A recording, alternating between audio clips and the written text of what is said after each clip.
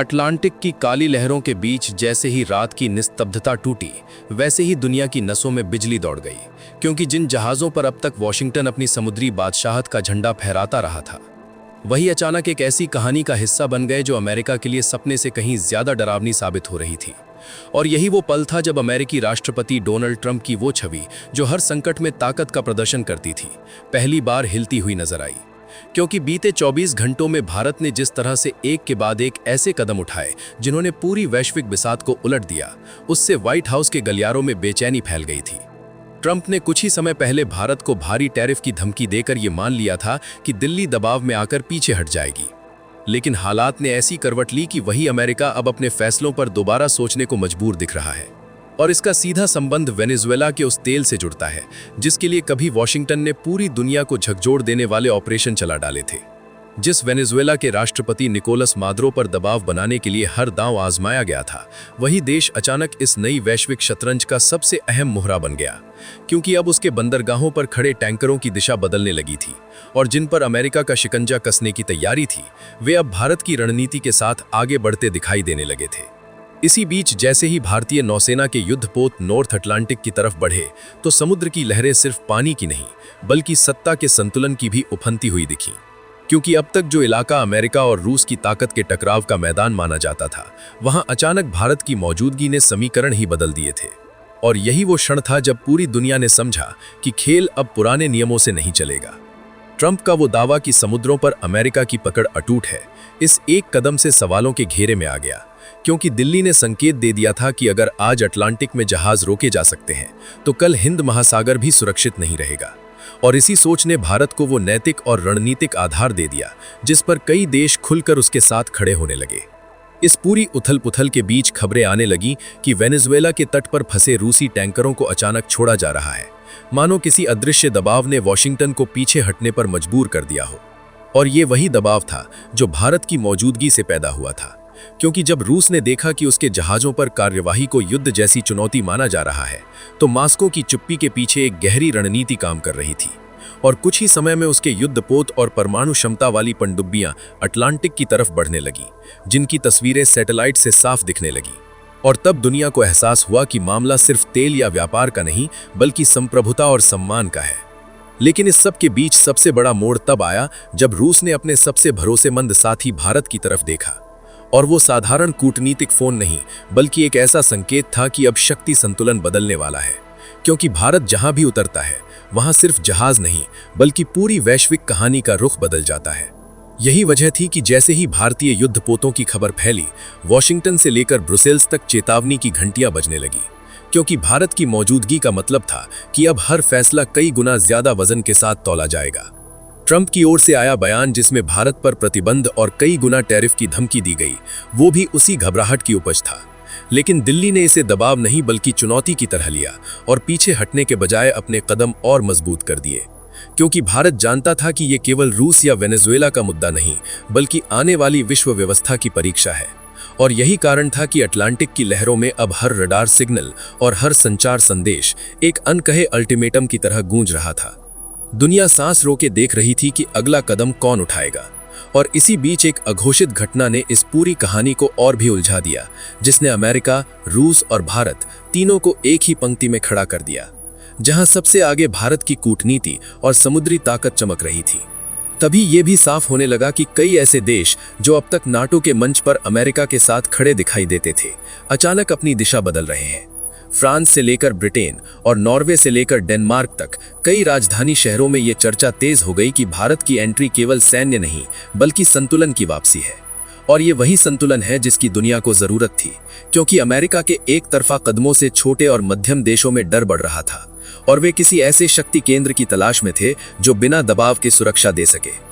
इस माहौल में ब्राजील, पेरू और वेनेजुएला के पड़ोसी देशों से लेकर खाड़ी के कुछ अहम देशों तक ये स्वर सुनाई देने लगा कि अगर कोई वेनेजुएला को उसके तेल और सम्मान के साथ बचा सकता है, तो वो भारत है। और यही समर्थन धीरे धीरे एक वैश्विक ढाल बनता चला गया, जिसके पीछे दिल्ली खड़ी थी। और ट्रंप को ये साफ दिखाई देने लगा कि अब किसी एक देश को निशाना बनाना पूरी दुनिया से टकराने जैसा होगा। इसी बीच चीन और रूस जैसे बड़े खिलाड़ी भी भारत के साथ कदम से कदम मिलाकर चलने लगे, क्योंकि उन्हें भी पता था कि अगर आज अमेरिका अटलांटिक में जहाज रोक सकता है तो कल उनके हित भी खतरे में पड़ सकते हैं। और यही वो साझा चिंता थी जिसने एक नया मोर्चा बना दिया, जहां भारत की भूमिका निर्णायक हो गई। और जैसे जैसे ये समर्थन मजबूत होता गया, वैसे वैसे ट्रंप की वो आक्रामक भाषा धीमी पड़ती गई, क्योंकि अब हर धमकी के जवाब में एक वैश्विक प्रतिक्रिया खड़ी थी। और ये सब महज 24 घंटों के भीतर हुआ था, जिससे साफ हो गया कि समुद्र की तरह राजनीति की धाराएं भी पल भर में दिशा बदल सकती हैं। और इस बदलते परिदृश्य में भारत ने वो जगह बना ली है जहां से न केवल जहाजों की चाल बल्कि दुनिया की बातचीत का सुर भी तय होता है। और यही वो बिंदु है जहां कहानी एक ऐसे मोड़ पर पहुंच चुकी है कि आगे क्या होगा इसका अंदाजा लगाना भी मुश्किल हो रहा है, क्योंकि अटलांटिक की गहराइयों में सिर्फ पानी नहीं बल्कि आने वाले समय की परछाइयां हिलोरे ले रही हैं।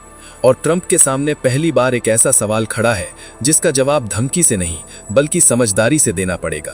और इसी अनिश्चितता के साथ ये कहानी अगले पड़ाव की तरफ बढ़ रही है, जहां हर पल नई खबर और नया झटका दुनिया को चौंकाने के लिए तैयार है।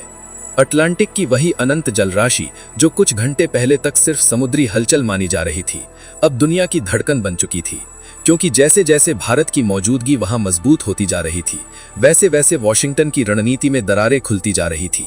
और ट्रंप की टीम को पहली बार यह एहसास होने लगा था कि ये कोई साधारण नौसैनिक गतिविधि नहीं बल्कि शक्ति संतुलन का नया अध्याय है। दिल्ली से लेकर मॉस्को और बीजिंग तक जो संवाद चैनल अचानक सक्रिय हुए, उन्होंने अमेरिका के उस आत्मविश्वास को हिला दिया था जो उसे हर समुद्र का मालिक समझने पर मजबूर करता था। और इसी बीच खबरें ये भी बता रही थीं कि वेनेजुएला के उन बंदरगाहों पर जहां अमेरिकी निगरानी इतनी सख्त थी कि परिंदा भी पर नहीं मार सकता था, अब टैंकरों की आवाजाही फिर से शुरू हो चुकी थी। और ये बदलाव किसी कागजी समझौते से नहीं बल्कि भारत की रणनीतिक छाया से आया था, क्योंकि जब भारतीय युद्धपोत नॉर्थ अटलांटिक में दिखाई दिए तो कई देशों ने इसे संकेत मान लिया कि अब किसी एक ताकत का मनमाना दौर खत्म होने वाला है। और यही वजह थी कि अफ्रीकन यूनियन से लेकर यूरोपियन यूनियन तक हर मंच पर भारत के पक्ष में आवाजें तेज होने लगी। और नाटो के भीतर भी एक अजीब सी खामोशी पसर गई। जहां पहले अमेरिका के हर फैसले पर तालियां बजती थीं, अब वहां सवाल उठने लगे थे कि क्या किसी देश को इतनी खुली छूट मिलनी चाहिए कि वो दूसरों के जहाज रोक सके और उनकी अर्थव्यवस्था पर सीधा वार कर सके। इस बदलते हुए माहौल में ट्रंप का वो गुस्सा, जो कुछ दिन पहले तक सोशल मीडिया और प्रेस कॉन्फ्रेंस में झलकता था, धीरे धीरे कूटनीतिक शब्दों में बदलने लगा, क्योंकि उन्हें भी पता था कि भारत के खिलाफ सख्त कदम उठाना अब केवल दिल्ली से नहीं बल्कि उन 4.7 देशों से टकराना होगा जो संयुक्त राष्ट्र से लेकर क्षेत्रीय संगठनों तक भारत के साथ खड़े हो चुके हैं। और यही वो बिंदु था जहां अमेरिकी नीति का पहिया अचानक धीमा पड़ गया और वेनेजुएला के आसपास के देशों ने राहत की सांस ली, क्योंकि अब उन्हें यह भरोसा मिलने लगा था कि उनकी सीमाओं और संसाधनों पर किसी एक महाशक्ति का कब्जा जमाना इतना आसान नहीं रहेगा। इसी बीच रूस ने भी खुलकर भारत के साथ अपनी साझेदारी को सामने रखा और ये साफ कर दिया कि अगर समुद्र में किसी तरह का दबाव बनाया गया तो मॉस्को अपनी पूरी ताकत के साथ दिल्ली के साथ खड़ा रहेगा। और ये बयान सिर्फ शब्दों का खेल नहीं था, क्योंकि रूसी जहाज़ों की मौजूदगी अटलांटिक में पहले से ही एक ठोस सच्चाई बन चुकी थी। और चीन की तरफ से भी ये संकेत मिलना शुरू हो गया था कि वो भारत की इस भूमिका को स्थिरता के रूप में देखता है, क्योंकि उसे भी ये समझ आ गया था कि अगर व्यापारिक रास्ते सुरक्षित नहीं रहे तो किसी की भी अर्थव्यवस्था सुरक्षित नहीं रह पाएगी। और यही साझा हित भारत के पक्ष में एक मजबूत दीवार बनाता चला गया, जिसके सामने ट्रंप की आक्रामक बयानबाजी टिक नहीं पा रही थी। और जैसे जैसे ये समर्थन मजबूत होता गया, वैसे वैसे अमेरिकी प्रशासन के भीतर ये चर्चा तेज होने लगी कि टैरिफ और प्रतिबंधों की भाषा से अब काम नहीं चलेगा, क्योंकि दुनिया बदल चुकी है और इस बदलाव की धुरी भारत बनता जा रहा है। इसी पूरे घटनाक्रम के दौरान वेनेजुएला के तेल को लेकर जो जंग छिड़ी थी, वो भी एक नए मोड़ पर पहुंच गई, क्योंकि जिन टैंकरों को कभी जबरन रोका गया था, वे अब अंतर्राष्ट्रीय निगरानी में आगे बढ़ रहे थे। और बाजारों में ये संकेत जाने लगा कि तेल की आपूर्ति पर किसी एक देश का एकाधिकार नहीं रहेगा। और यही खबरें उन देशों के लिए उम्मीद बन गईं जो ऊर्जा के लिए वेनेजुएला पर निर्भर थे। और ट्रंप के लिए ये स्थिति सबसे मुश्किल इसलिए भी थी क्योंकि उनके सामने घरेलू राजनीति का दबाव भी बढ़ रहा था, जहां लोग पूछ रहे थे कि इतनी बड़ी समुद्री ताकत होते हुए भी अमेरिका को पीछे क्यों हटना पड़ रहा है। और इसका जवाब किसी के पास साफ नहीं था, सिवाय इस सच्चाई के कि भारत की कूटनीतिक और नौसेना ने मिलकर एक ऐसा संतुलन खड़ा कर दिया है जिसे नजरअंदाज करना अब संभव नहीं है। और यही संतुलन धीरे धीरे एक नई विश्व व्यवस्था की झलक देने लगा, जहां फैसले धमकियों से नहीं बल्कि साझेदारी से लिए जाएंगे। इस पूरे माहौल में दिल्ली का रवैया भी उतना ही संयमित और उतना ही दृढ़ नजर आया, क्योंकि भारत ने किसी को खुले तौर पर चुनौती नहीं दी, बल्कि ये दिखा दिया कि अगर अंतर्राष्ट्रीय नियमों को तोड़ा गया तो वो चुप नहीं बैठेगा। और यही संदेश दुनिया भर के छोटे और मध्यम देशों के लिए सबसे बड़ा सहारा बन गया, जिन्होंने अब तक हमेशा बड़ी ताकतों के बीच पिसते हुए खुद को असहाय महसूस किया था। और जैसे जैसे ये विश्वास गहराता गया, वैसे वैसे ट्रंप के तेवर और नरम पड़ते गए, यहाँ तक कि वो टैरिफ की अपनी पहले की धमकियों से भी पीछे हटते नजर आए, क्योंकि उन्हें समझ में आ गया था कि भारत को अलग थलग करना अब मुमकिन नहीं है।